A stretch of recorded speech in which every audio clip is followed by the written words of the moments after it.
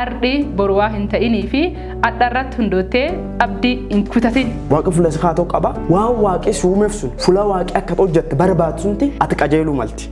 Aalirra taa'ee isaan qunnamuu jiru meebii gara waaqi isaan qajeelchi ta'uu danda'a. Kanaafuu aalkee jiran keessa dhaabbatanii yaada waaqi namaa qabu eegachuun. Jireenyadhaa kun akka nuti toluu danda'u kan nu gochisiisu abdiirratti hundaa'inatu. Ilmi namaa gaafa abdii kutatuu jalqabu tokko jireenya jibbaa, lammaffaa ammoo wantoota jibbaa, sadaffaa namoota jibbaa. Yoo gatiin baasini dandeettee daandii gara milkaa'inaas geessuun hin dandeettee bahuu hin dandeettu. Wanni kamiyyuu milkaa'uu fi nami gati baasa. Humnaana ta'u, yeroona ta'u, dandeettii qabu waan gargaraan ta'u gati baasuun namarraa eegama. Waan dansa qof dharra osoo hin ta'in, milkaa'in dharra qof osoo hin ta'in, daandii gara milkaa'inaa nu geessu. Gati milkaa'inni nurra gaafatu baasuun nurra eegama.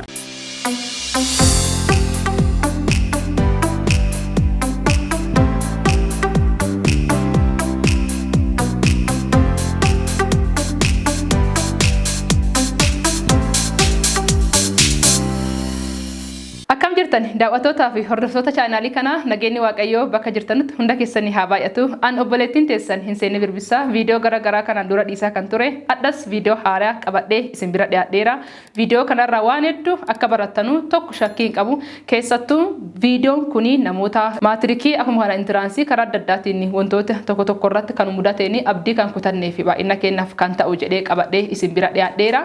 Hundi keessan chaanaalii kanaa like akkuma kanammoo subscribe fi namoota biraatti kan dhaqqabni bira akka isin dhaqqabsitan isin gaafata. Hanga qophii xumura keenyatti akka isin waliin turtan isin gaafanna. Turtii gaarii.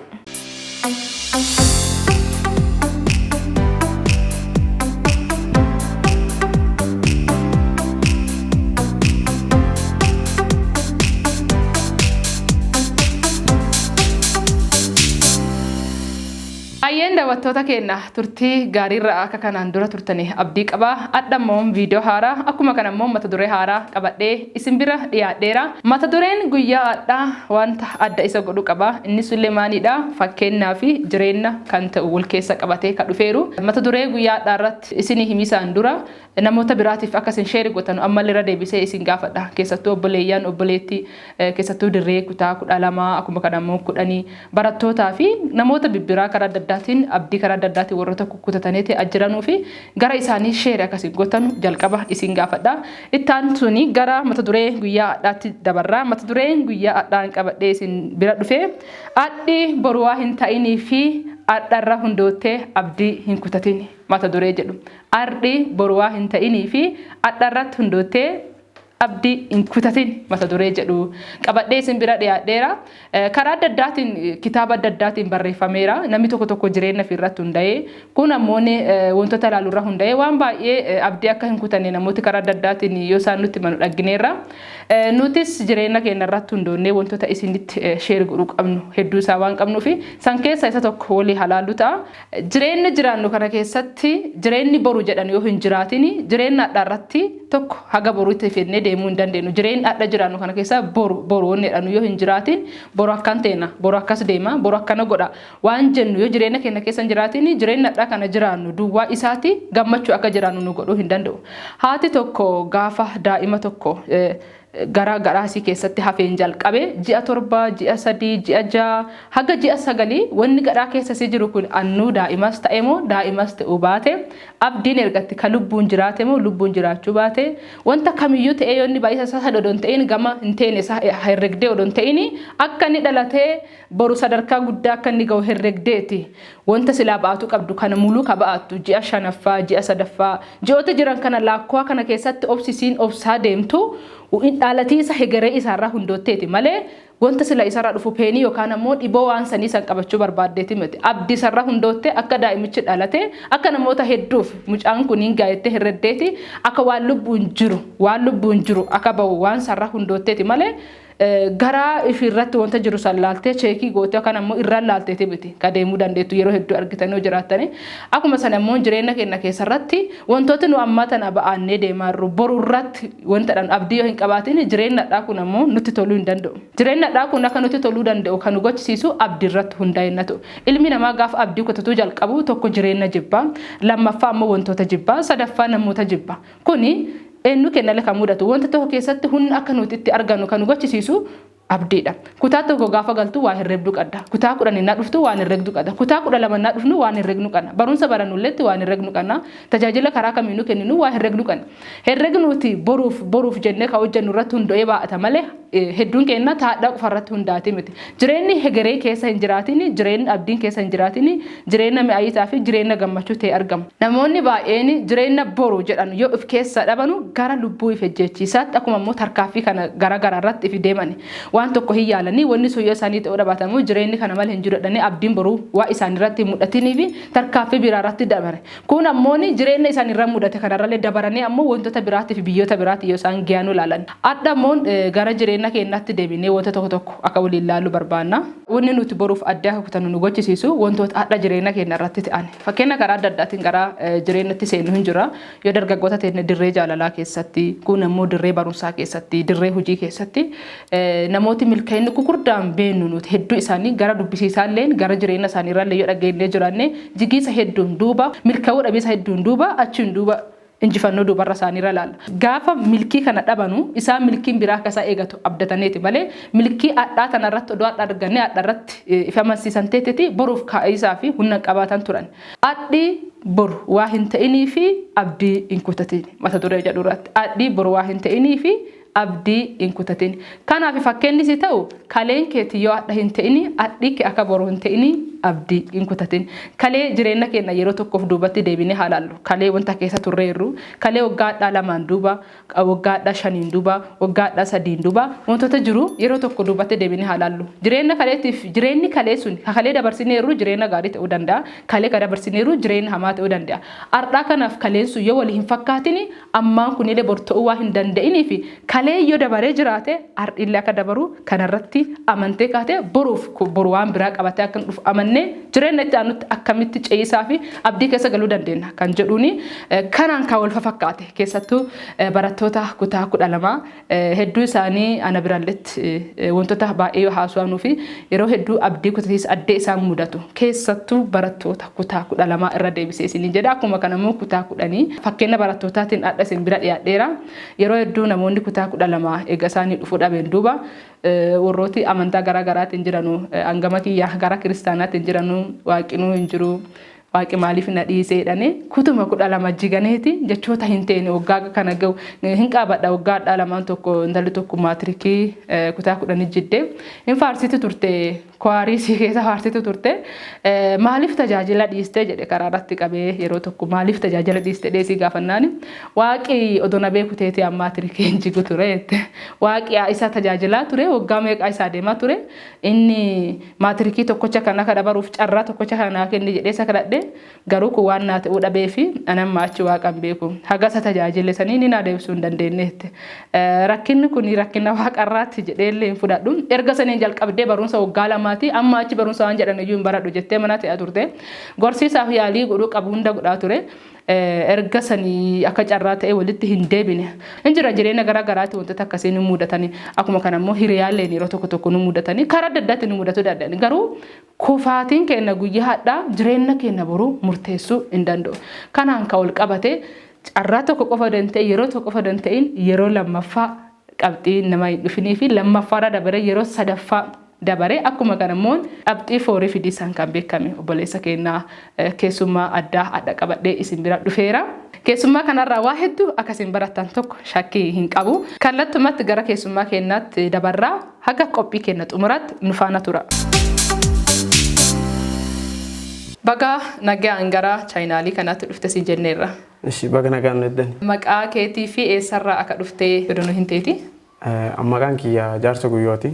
Iddoon dhaloota yookiin iddoon ani irra dhufe godina Booranaa Aanamiyooti. Amma immoo iddoon ani jiraachaa jiru asuma Finfinnee gibbii seminarii teoloojii barachaa jira. Barata teoloojiiti jechuudha. Barata teoloojiiti. Baga nagaan dhufte ammallee irra deebinee siin jenneerra jireenya kan keerraa waa hedduu hin baranna waan jedhurra yaadanneeti gara chaayinaalii kanaatti si affeerisaa danda'e. Barataa cimaa akka turte sadarkaa warra fidan keessaa tokko akka turte dhageera. Haa ta'u malee gara kutaa 12 kanaatiin namoonni baay'een karaa adda addaatiin si eegataa turani.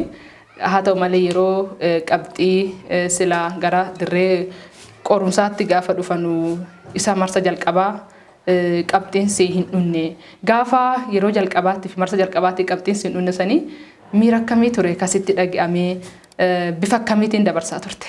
Yeroo sunitti barata cimaa ta'uun kiyya akkasii kutum tokko irra jalqabee barata tokkoffaa yookiin lamaffaa akkas ba'aa ture baay'inaan jechuun yookiin akka iskuulattuu oolii ba'aa ture. Nama ammallee barumsaa guddoo jaalatu keessa nam tokko ammallee ittuuf kennee sirriitti barumsa kiyyaallee hordofaa. Ammoo gara intiraansii yoo jalqabnu akka hin barbaadne taane jechuun anammoo intiraansiin na jalaa faalle jedhee hin hirrinne maan jennaan waan sadarkaa keebbaa dhufee fi akka tasa ta'e na jalaa fee jechuudha. Kanaaf yeroo sunti bakka hin callise jechuudha keessa kiyyatti hin callise namoota illee baay'ee dhaga'amaa ture. Nalleen akka namaatti akka waan argaa tokkotti yaayyuu na dhaga'ame garuu jireenya kee keessatti abdii kutadhee hin beeku. Maan jennaan ani nam dhugeeffatu tokko nam waaqattaman tokko abdii waaqa irraa qaba waaqa tajaajilaatiin baradha waaqa waaqessaatiin barachaa deema. Kanaaf akka waaqi yaaddan sanaa qabin beeka. Yeruma sanayyuu akka waaqi yaaddan sanaa qabin beeka. Kanaaf akka waaqi wayillee yakkin hin beekaa jechuudha. Kanaaf abdii kutadhee hin beeku jechuudha. Akka waaqi wayyakkine. Akka waaqi waaqi yakkin hin beeka. Kanaaf takka abdii kutadhee hin beeku. Kanaaf abdumaani dura deeme jechuudha. Nam baay'eetu dhaga'ame. Naayu caala nam baay'eetti dhaga'amaa ture maan jennaan sadarkaan kee jira waan beekanii fi sadarkaa barattootiin waliin barachuu jirru osoo sii dhuftee na jala haftee sadarkaa jedhanii cuuf hin ga'e an baay'ee natti hin dhaga'amu. Odoo na jalaatu hafee jedhanii haga si hawwanu. An garuu baay'ee isaanii natti hin dhaga'amne. Sababii keessi waan amanatti hin dubbatu abdii qabaa jechuudha. Keessa keetti. Keessa kiyyatti abdii qabaa. Kanaaf waaqa manaa turte. Waaqatti amanaa waaqa dhachaa akka inni karaa dhibii qabiin beeka. Kanaaf carra jiru hundaaniyyuu yaalaa ture. Inni hafeennaan yuunivarsiitii Booranaa wiikendiin jalqabee kompiitara saayinsii jammaree barachaa itti fufee jechuudha. Kanaaf osoo abdiin kutatiin barachaa itti fufee ammallee yeroo lamaffaa fi yeroo lamaffaa irra deebi'ee yeroo jalqaba yuunivarsiitii fudhate akka biyyaatti yeroo sunitti itti fufee fudhadhee. Akka man barumsaatti yeroo sun qabxiin dhufu guddaa kiyya dursaa jechuudha. Garuu sadarkaa barbaadamu sun argamne aga silaa yuunivarsiitii galchuu hin taane jechuun. Ammallee marsa lammaffaa. Marsa lammaffaa hin taane jechuudha. Haa ta'uuti rimiidiyaalii waan jedhamu jira haa yeroo suni. Sadarkaa rimiidiyaalii sun dhaqqabe hawaasa na dhaqqabe jechuudha. Rimiidiyaalii sun yeroo yuunivarsiitii guutuu jalqaba hawaasa irra guutee hawaasa na dhaqqabe. Yeroo sun yuunivarsiitii Booranaa barachuu waan jiruufi keessi kiyya kan deemne naan heeyyamne kanaaf dhiisee ittiin fufee jechuudha. Marsa lama cufaa wal faana si dhaqqabe. Qofaatichi. Akkamitti ammallee marsa lammaffaa yoo inni sitti dhaqqabu yeroo san keessatti jireen hariiroo waaqa waliin qabdu akkuma kanamuu jireenya namoota wal qabdu ilaalcha fi qaddu irratti diqqoo keessi keetii gadi bu'ee abdii kutatiisaa fi haasawaa namaarraa hundaa'eeti keessi keetiin qabamne. Wanni na kakaase akka kiyyatti hafuuruma waaqati. Maan jennaani namni tokko jaa wanni tokko irra dhagaamtu yoo fakkeenya bakka itti deemu jiru sun hin bayini yookiin hin milkaa'ini akka namaa walitti dhagaamuu danda'an. Nabirayyuu dabree namayyuu waan itti dhagaamu jiruu fi wanni sun waan akka malee nama dhagaamuu danda'u. Garuu haal sun keessatti anini hafuurri waaqana jajjabeesse jechuudha. Waaqumatti abdii naa kenne difireetiin dura deeme jechuudha. Achi keessatti gargaarsi waaqaa guddoo naa baay'ate. Yeroo san keessatti namni hedduun akka si jajjabeessisaa fi si bira dhufanii dhaga'aa ture. Yeroo san si jajjabeessuu dhufan otuu jajjabeessaa deebisaa turtedhanii gaaffii ta'ee deebisaa turte gaafa isaan na jajjabeessuu fi dhufanu anuu garagalche waan dhaggu isaanii dhagganu isaan ka dhagganu kufiisaa amma qormaatichaati an ammoo waan biraatti natti mul'ata anuu isaanii gorsaa ture nama hedduun si gorsiisaa dhufe gorfamee galuu dhageenye akkamiin ati haala kufaatii san keessa teette nama silaa si gorsuu si jajjabeessuu dhufu garagaltee akkan jajjabeessisaa fi dandeettii akkasii akkamiin dhaggatte. Awwaan kiyyaan kiyyatti achi keessatti dandeettiin ani ni qabu tokkollee hin jiru. Akkuma jalqabaallee dubbadhee yoo waaqa isin jajjabeessini namni jajjabeessee waan namaa godhullee hin qabu. Haal sun keessatti namoonni haal isa dhagaam dhufanii milkaa'uu dhabuu kiyyaa fi waan isaanii dhagaam dhufanii na jajjabeessuu fi haala isaan na dhiyaatanii jira.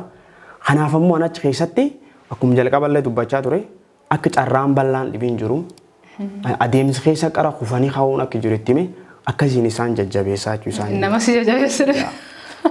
Kuni gargaarsummaa qajeelchu. Nama si jajjabeessu nuti jajjabeessitee deebisisa jechuun waa kabaja nama ajaa'ibsiisu. Gargaarsu waaqati. Kun dhuguma akka malee si gargaaree abdii dhukkutaniin achirraa dabartee asii semineerii makaana Yesuus carraa jiru irratti dhuftee qorumsa dabartee akkuma jalqabaa irratti simisteruma jalqabaa irratti akka kilaasiitti foorii fidde. Ani gama kiyyaanii akka malee na ajaa'ibsiise. Maanti na ajaa'ibsiise jireenya keerraa marsa tokkoffaarraallee dabartee nama si dhufe jajjabeessiise garagaltee ofirra dabartee lammaffaas kufaatiis lammaffaan lodos hin qabin gara sadaffaa dabartee sadaffaa dhuftee ammoo gaafa seentammoonni namni yeroo lama walfaana kuufee deebi'ee garagaleetii barumsa dhibiitiin sadarkaa guddaarratti argamedha namoonni herreganu. Isa kanarratti namoota ilaalcha namoota kufanii qabanuu fi maan jetta namoota karaa barumsuma kanarraa hundaa'ee namoota hedduu amma yoo intiraansii kufanuu yookaan barumsa idilee hedduu tokko tokko gaafa isaan kufanuu akka isaan nama dandeettii hin qabne akka nama dadhabaatti akka sammuu isaanii waa hin dandeenyetti warra herreganuu fi maan jettati. Asirratti namni haalaalee murteessu malee haalaalee murteessu malee ana machi keessa yeroo intiraansiin na jalaa fetti ana akka waaqii na qajeelche fudhadha maan jennaani yeroo jalqabaatiin hin teenne yeroo lamaffaatti fufe yeroo lamaffa fudhadhe inni dhufuu dhabennaan garuu hakkoomsi jalqaba kan barumsaaf qabsu akka malee gad bu'aa ta'e baay'ee gad bu'aa ta'e. Kanaaf karaa sun akka waaqni hin qajeelchini yeroo sun adda baafadha jechuudha. Yeroo remediyaali hawaasa na dhaqqabsu waan kan dhiisee fi kanaaf keessi kiyya akka achi eebbi kiyyachi hin jiru yookiin yaamichi kiyyachi hin jirre waan kan hin hubadhe jechuudha. Kaan ammoo achi keessatti kufaatiin kun lamaan kufuun kiyya akka waan dandeettii hin qabneetti akka waan waan dandeenyetti fudhadhe hin beeku. Kanaaf namni haal namni kee jirlaale osoo nam murteessu baate guddoo dansaa'e. Sababii namni arra jigee bor ha'uu danda'a. Namni arra fulaa gabbaa jiru bor fulaa olaanatti ol ba'uu danda'a. Kanaafuu namni kufeetiin haal jajjaba kee jiru akka dhala namaatti itti dhiyaattee jajjabeessuu qabdaa malee nam qara amileen buutee amileen qabne dhuftee qaraallee yeroo jaamilee isa turte baay'ee ulfaataa jechuudha. Kanaaf ilmi nama hojjanni kufee fakkeenya mooraliin isaa hacaba taate haal sun keessatti nami jajjabeessuu qabaa malee amilee isaa tuquu hin qaban. Maan jennaan nami sunini aaromee dura deemuu danda'a. Achi keessatti namoota na gorsan hedduun qabadha yeroo sunti nam baay'ee na gorsanii jira. Achi keessa baay'ee jajjabaadha. Gorsa isaanii keessatti. Gorsa isaanii keessatti baay'ee jajjabaadha. Gorsi akka malee barbaachisa. Nami haal gadda kee jiru, haal ulfaata kee jiru, rakkinni kee jiru yoo dhuftee jajjabeessitu amilee dhibii argata. Nami qara laafiyyuu hin jajjabaata jechuudha. Kanaafuu nama haal ulfaata kee jiru jajjabeessuu qabnaa malee laafisuu hin qabnu. Yookiin murteessuu hin qabnu, ilaalchi hin taane murteessuu hin qabnu, nam murteessuu hin qabnu. Dandeettii addaa waaqii waan keekaaf namni sun waan gurguddoo ta'uu danda'a. Addunyaa keessatti namoonni fuula gurguddoo ga'anii irra addunyaa jirani. Nam kufanii kufaatii keessa dabranii fuula gurguddoo hin baane jechuudha. Kanaaf ilaalchi sun ilaalchu hubannaa dhabaatii malee ilaalcha hubatamee nami nam murteessuun. Haal nami kee jirutti akka wal jajjabeessine wal himnuudha. Amma bara kanaa fi habara dabaree barattoonni hedduu isaanii karaa adda addaatiin kufanii mana kan jiranii keessattuu sadarkaa akkuma ati hangafatte sadarkaan ka eegataman namoota illee ka irraa eegu. Akkuma kana immoo barumsuma gara adda addaatti barataa warra kufanee ta'aniira nuuni. Isaanii dhaansa akkamii isaanii dhaanta kufaatii isaanii kana bifa akkamiitti akka isaan kufaatii kana fudhatan isaanii dhaamsa himta irraa isa. Ana kiyya dhaamsi warra kanaa dhaamu namoota amma qorumsa fudhatanii milkaa'in kamma haal ulfaata kee jiran kaabdii kutatanii dhaamsan isaaniif dhaamu nami karaa deemu dirqama gufachuu danda'a. Yoo ati hin deemini kufattee hin jiddu jechuudha. Namni sun waan deemsir jiruuf kufattee jiddee malee kufee akka achiin hafuuniti jechuudha. Kanaaf namni sun haal kee jiru sun keessatti akka waaqii yaada guddaa isaa qaba beekuu malee. Akka yaadi waa guddaa. Waaqii yaada guddaa isaa qaba beekuu malee. Beekuu malee. Namni hojjaa ilaalchi waaqii isaa qabu hin hubatin danda'eetiin haal kee jiru keessatti hin jajjabaatu. Waaqii qaraa ajanda guddaan ilmi nama gara laftanaa fiti. Ajanda guddaan nan fide kanaaf haal inni kee dabsuun cufayyuu waaqin beekaa jechuudha. Kanaaf haal sun keessatti abdii kutachuun ta'e osoo hin ta'in kufaatiin adeemsi nam karaa deemu jiru waan ta'eef borillee milkaa'u waan jiruuf haal kee jiru keessatti obsaan taa'ee carra jiru hundaaniyyuu waan hunda yaaluu danda'u malee jechuudha. Fakkeenyaaf Anachi keessatti yeroo jalqabaa milkaa'in suni hin teenne weekendii deemee bara achi keessatti yeroo nan qabxii guddaa fideellee ni jira achi keessatti akka kilaas keenan lamaffaa dhufe barsiisota fa waliin baranna warra biiroo keessa hojjetan fa waliin baranna yeroo semester jalqaba yeroo sunitti sirii naayinii fide jechuudha. Kanaaf namni gaafa sachi kufsuun danda'een fidaa jedhee namni himuu hin danda'u jechuudha. Garuu jammoo keessi kan kee jabaatee anarrallee abdii qaba borillee danda'eetiin hawuu danda'a jedheetiin dura deeme namni sun waan guddaa ta'uu danda'a. Kanaaf lafatti kufanitti haal kee jiranii naannoo waan naannoo si marsi ilaalte taa'oo osoo hin ta'in haalum kee jirsun fulumsunitti carra jiru mokkortee dura deemuu barbaachisa. Kaan ammallee obsas si barbaachisa jechuudha. Kanaaf yaadii waaqii yaad guddaa sanii qaba haal kee jirtan keessa carra argatan hundaanuu yaalaa dura deemaa jedhaan abdiin kutatinaadhaan. Dhaamsa gaarii nu dhaame haala keessa jirtan irra taatanii abdii hin kutatina. As keessatti wanti fookees gootee ilaalcha irratti agarsiisu kan jirtu yaadii waaqaa isinii guddaa waan ta'eef akkuma kana immoo waaqi yeroo kamiyyuu wanta hamtuu yookaan wanta hin ta'ine nuuf yaannu yeroo kamiyyuu nuuf gaarii waan jedhu as keessatti tokko ilaalaa jirra. Guddisnee si galateeffannaa obboleessa keenya. Carraa dhumaarratti wanta fiiroo jiraatte waa isaanii dabarsituu qabaatte. Asirratti carraan dhumaa kan jiru kanuma wal qabate wannan dabarsuu barbaadu. Ana machi taa'ee yaada keessa waan an baradhee jira. Yeroo sunti ani waan kufee afaa of se'a. Garuu akka waaqii yaada guddaa naa qabin beeka. Haal kan arguu jira. Akka waaqii yaada guddaa naa qabin beeka.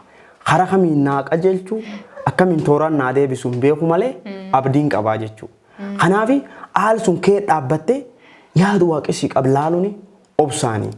Laaluu waan akka malee murteessaa. Sababi akkuma jalqaballee jedhee waaqii wayii laftan gubbaa sifiti. Borillee biiroo mootummaa seeniifu daldaliifu bakka adda addaa seeniifu waaqii fuula si kaatoo qaba. Waaqii fuula si kaatoo qaba. Waan waaqii si uumeef sun fuula waaqii akka hojjette barbaadu sunti ati qajeeluu malti. Aalirra taa'ee isaan qunnamuu jiru meebii gara waaqii isaan qajeelchi ta'uu danda'a. Kanaafuu haal kee jiran keessa dhaabbatanii yaada waaqii namaa qabu. Eeggachuun obsuun abdii jiruun dura deeman waan cuuf yaaluun baay'ee barbaachisan. Yeroo tokko namooti waan isaanii ta'u waan dansaa yookiin milkaa'ina dansaa barbaadan. Garuu karaa gara milkaa'inaa nama geessu irdeemuun barbaadan jechuudha. Jechuun gatii baasuun barbaadan. Kanaaf akka barattoota warra fatanaa bor fudhatanii warra fakkeenya takka tanaallee dura deemanii milkaa'uu fedhan dhaamsan dhaamuu fi ilmeen nama gatii baasuu irratti xiyyeeffachuu malti. Yoo gatiin baasini dandeettee daandii gara milkaa'inaa si geessuun hin dandeettee bahuu hin dandeettu. Wanni kamiyyuu milkaa'uu fi nami gatii baasa. Yoo fakkeenya deemtee meeshaa tokko dira bitatte dirqama birrii kaffaltaa jechuudha. Akkasuma jireenyi keessa nami bakka tokko irra bakka tokkotti milkaa'uuf deemu humnaan ta'u yeroon ta'u dandeettii qabu waan gargaraan ta'u gatii baasuun namarraa eegama jechuudha. Kanaaf waan dansaa qofa dharraa osoo hin ta'in milkaa'in dharraa qofa osoo hin ta'in daandii gara milkaa'inaa nu geessu. Gatii milkaa'inni nurra gaafatu baasuuni nurra eegamaan. Yaadeen qaba kanuma galatooma. Guddinyaa si galateeffannaa.